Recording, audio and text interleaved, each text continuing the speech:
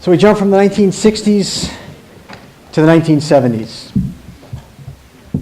into that memorable season in 1974 where our Rockets took the football field. That 74 season was one of firsts and a last. It was the first football team in school history to record 10 regular season wins, and the first to qualify for a Super Bowl. And back then, that was an accomplishment. It wasn't quite so easy. And though the season didn't end the way you all wanted it to on that Saturday on the turf at BC's Alumni Field, it was a memorable day, as it marked the end of a Hall of Fame career of Coach John Hollingsworth.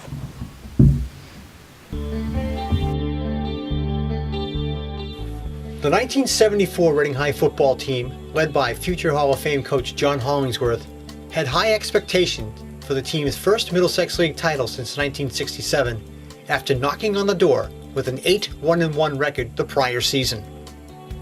The optimism was duly warranted, as the Reading squad had a quarterback in Tom Dwyer, who already had 2 full seasons under his belt as the starter. There was a wealth of talented returning starters, such as skill position players Ken Hollingsworth, Dave Johnson, Tom Hunt, and defensive lineman Don Rice.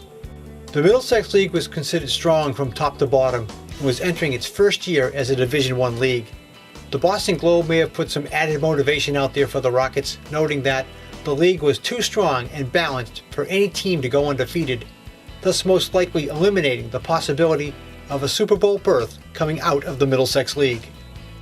The Rockets possessed a two-dimensional offensive attack, with record-setting Dwyer throwing downfield to the talented Hollingsworth and Johnson, and having an equally potent weapon in Hunt, who was an elite running back, with the strength to run up the middle and the speed to break away on long jaunts. Reading could also claim a third offensive dimension, which would end up playing a big role in a comeback win later in its undefeated regular season, and that was the leg of Ken Hollingsworth, who had deep field goal range, and later became a place kicker and record-holding receiver at Williams College. In a league traditionally stocked with good running backs, it was the quality of the offensive lines and defenses that often decided championships, and the Rockets were well positioned in that regard player-wise, and with the leadership of veteran offensive coach Paul Soule and defensive coach Jack White. Steve Gary, Tim Sharkey, Mike Iannelli, John Atwood, and Mike Schloth were stalwarts on both sides of the ball, joining Steve Mantilla and Kevin LaRocco on the offensive line.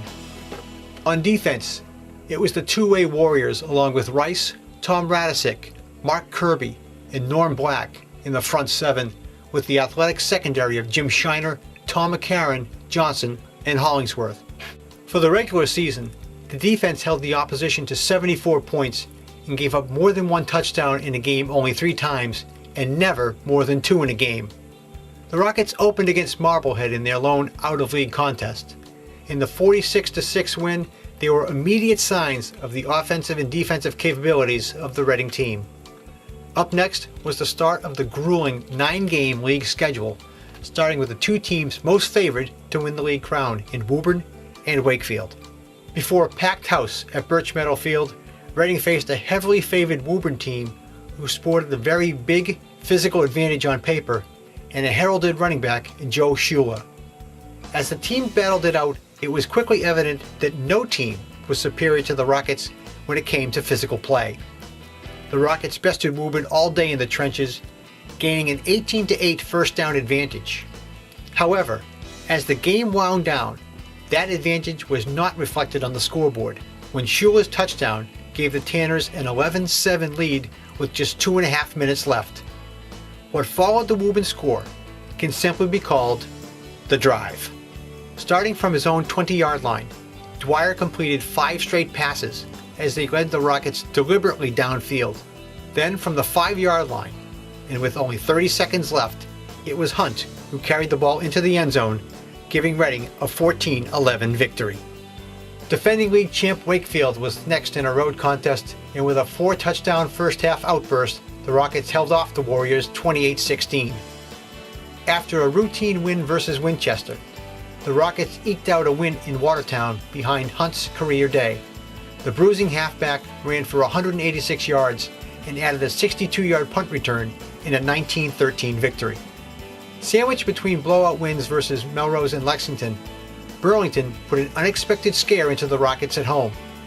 On this afternoon, it was Hollingsworth's leg that provided the difference when he booted a 26-yard field goal through the uprights with under 5 minutes left to play, giving the Rockets a 16-14 victory.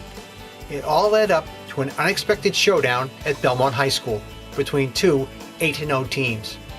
Preseason predictions had the Rockets in the title hunt, but the Marauders were expected to be fighting to stay out of the cellar. In a defensive showdown, Reading went up 14-0 in the fourth quarter when an opportunistic Hunt recovered a teammate's end zone fumble. Belmont battled back furiously, cutting the lead in half and then recovering a botched punt on Reading's 20-yard line with only 30 seconds left. However, future BC Eagle Dave Johnson picked off an end zone pass to seal the victory, his second interception of the day. Reading entered the Thanksgiving Day contest with not only a shot at the Middlesex League title, but a Super Bowl berth for the Division I Super Bowl. 2 years earlier on the same field, the Spartans had deprived Reading of a title share and won the Middlesex League crown themselves. But not on this day. With Stoneham focused on stopping Hunt, it was unsung blocking back B.J. O'Brien who ran for 60 yards on 10 carries. It was also fitting that offensive player earned some recognition when Don Rice was awarded an honorable mention as the Boston Globe's Defensive Player of the Week behind future All-Pro Fred Smirlis from Waltham. The 20-0 victory sent the Rockets to the postseason with a 10-0 record in the Middlesex League title. In the Super Bowl, Reading faced off with once-beaten Natick. The undefeated Rockets stood clearly as the number one team in Eastern Mass as top seed in the Division I Super Bowl. Early signs were ominous for the Rockets, from the wind blowing the opening kickoff off the tee to losing their stalwart running back Hunt on their fourth offensive play with an ankle injury. Then Natick proceeded to blitz Reading during a 6-minute span for an early 20-0 lead before the Rockets could get their bearings at BC's Alumni Stadium. Reading would not go down easily as it trailed for one of the few times all year. A Dwyer to Hollingsworth 53-yard touchdown strike right before the half started the momentum swing. After a scoreless third quarter, it was Reading's special teams that put the Rockets within a touchdown of the lead. When Don Rice blocked the field goal attempt, Barry Knox scooped up the loose ball and ran 68 yards down the right sideline, making it a 20-14 contest. However, a late Redmen touchdown ended the comeback for Reading in a season-ending 26-14 Super Bowl loss. At season's end, Hollingsworth, Hunt, Johnson, and Rice received all-league honors, and Dwyer's 3-year reign ended with a then school-record 28 career touchdown passes. Hollingsworth was named All-Scholastic at wide receiver in both the Boston Globe and Boston Herald newspapers. To go along with an undefeated regular season and Middlesex League title, the 1974 Rockets will always have the special distinction of being Reading's first Super Bowl team and the only Rocket team ever to qualify for a Super Bowl at the Division I level. It is with great pride the RMHS Athletic Hall of Fame welcomes the 1974 football team. I am here with two of the three captains of the 1974 football team. Don Rice to my right, Ken Hollingsworth to my left. Let's start with you, Ken. That season, obviously memorable for a lot of reasons, but very special for the Hollingsworth family. It marked the end of your dad's career. So what did it mean to you going into those final few weeks knowing that this could be your dad's last run? It's great. You know, my dad was the best coach I ever played for. And I'm sure he'd be the first one to tell you that our relationship with the players was very different because they were not only players on his team, but they were also players whose friends were his son. So they'd be over the house and things like that. And, you know, I'm glad that it ended not the way we quite wanted, but it was just a great season. Great season. Coming into that season, Don, it was not Reading at the top of the league. No one expected you guys to make a run like that. So what was the attitude coming in, and when did you guys realize, hey, you know what, we got a chance to really do something special here? We had played together from freshmen, sophomores, juniors, and seniors, and we had some success at sophomore, freshman levels. And we had a tight bunch of guys. We weren't a team where we had just a couple of leaders. I think everybody was a leader, and the team the camaraderie and the friendships between the players, it's been unmatched. And I think we knew right from the beginning that we had a shot at it. It wasn't, you read the things in the papers and who cares? You know, it just gave Coach more stuff to put on the bulletin boards in the locker room, which if you ever heard of those or seen those signs, it's legendary and got us fired up, and the rest is history.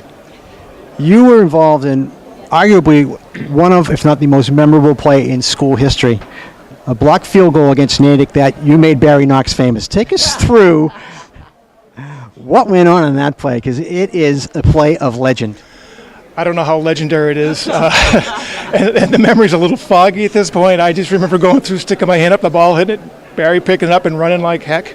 And just thinking, geez, we're back in this thing, because before that point, up to that point, we were down a little bit with injuries to primarily to Tommy Hunt, and it was nice to feel we had a shot to get back in it. And that's when Kenny, you had a long reception at that point too, and you almost made a game of it. But it was a bright moment, because that was the type of thing that we were able to do all year.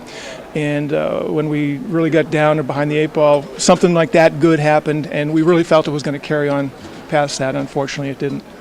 Tom, you had a very special relationship with your quarterback, Tom Dwyer. Back in the days when teams didn't throw the ball a real lot, you guys seemed to be on the cutting edge of getting a passing offense going. So take us through what it was like working with him. He's a great quarterback. You know, he threw the ball. He was ahead of his time.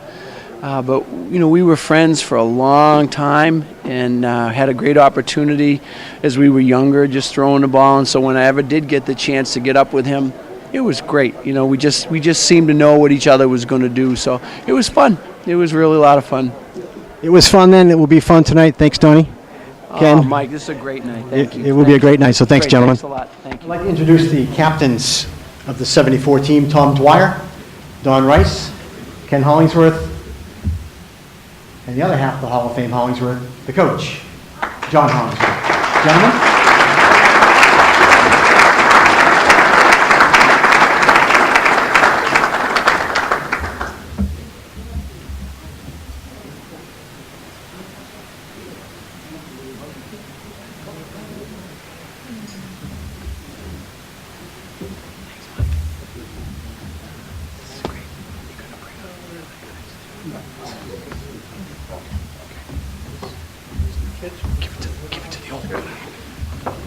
Okay. Let me defer it to the boss. Okay. Lucky you could throw a football.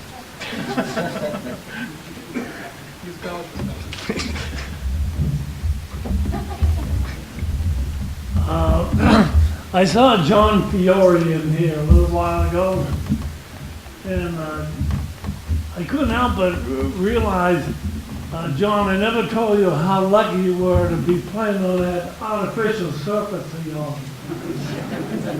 The 74 team, their practice field was, didn't have a blade of grass on it. It was dirt from goal line to goal line. And I can remember talking to a ranking fire department official, and I said, can't you come down and water that field? You know, it's a health hazard. These kids are swallowing dust 2 hours a day. He said, you know, we can't do that, Coach, unless there's a fire.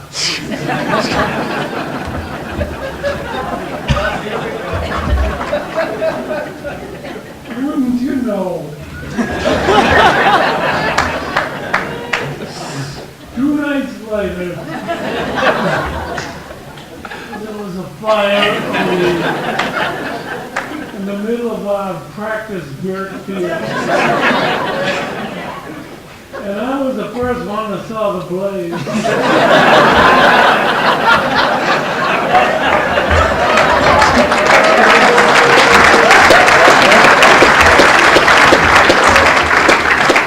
So I did my civic duty by going in and calling the fire department.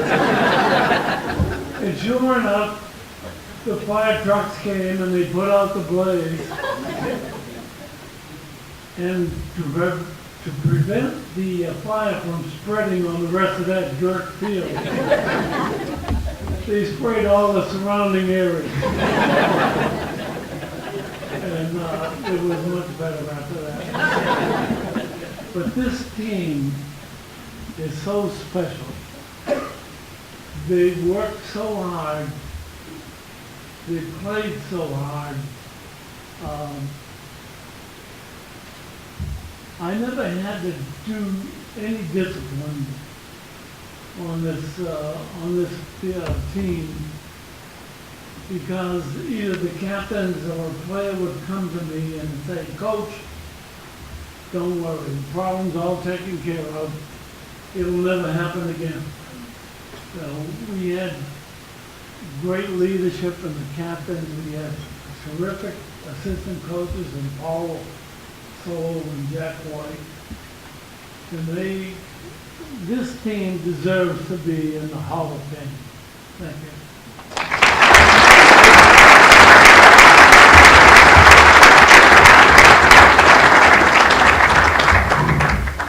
Just very quickly, it is great. My name is Ken Hollingsworth, and it's great to be here.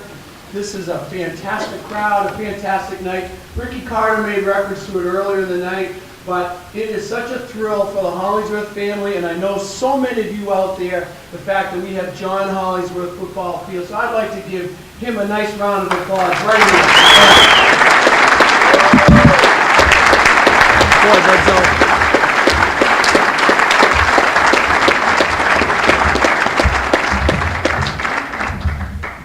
It's your only opportunity, Don. I don't want to blow it. I know you're going to ask him. You may be the only doctor I know that doesn't like to talk. At this time, I'd like to ask the remaining members of the 74 team in attendance tonight to make their way to the podium, be recognized, and receive their commemorative award. Gentlemen.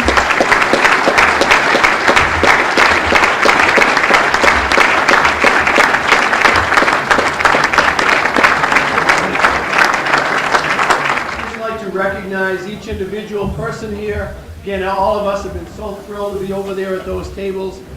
Tom Dwyer. What's your name again? B.J. O'Brien, Tim Sharkey, Tommy Hunt, Steve Gary, Tommy Radisek, Jimmy Shiner, Dave Kaloris, Mark Kirby, and Donnie Rice. So congratulations to all those guys. Back in the day, the football team would have their season-ending banquet.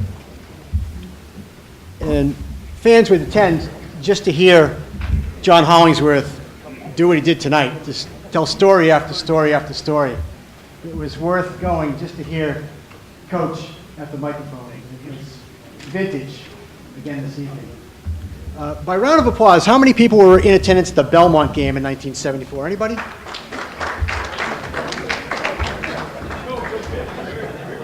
Joe Finnegan was there, but he was on the Belmont side. He was on the losing team, wasn't that Joe? Quick story about that 74 game, for those of you who are not familiar with Harris Field. Very small stands at Harris Field, probably about 10 or 12 rows, not a lot of them. So the crowd started to gather literally like 2 hours before the game. When we got there, the gates closed. So we were all waiting, milling around. It opens up, and it is a rush to judgment to grab your little space. So we're standing around, waiting for the game to take place. Pre-game warm-ups haven't started, and the fans getting a little anxious. This Belmont team's pretty good. We're pretty good. League title on the line. Maybe we can go to the Super Bowl. And all of a sudden, some doubt starts to creep in. And there's a set of railroad tracks that run past the field. And there's a rumbling, and the crowd looks up collectively, and a train goes by. On the side of one of the freight cars is written the word Reading. And we knew it was a sign from the football gods that every little thing was going to be all right. And I just wish we had brought that train with us to BC. But thank you, gentlemen. That was, this is what it's all about, to see the camaraderie again. So thank you so much. I know Tom came all the way up from Florida. It's great to see you again.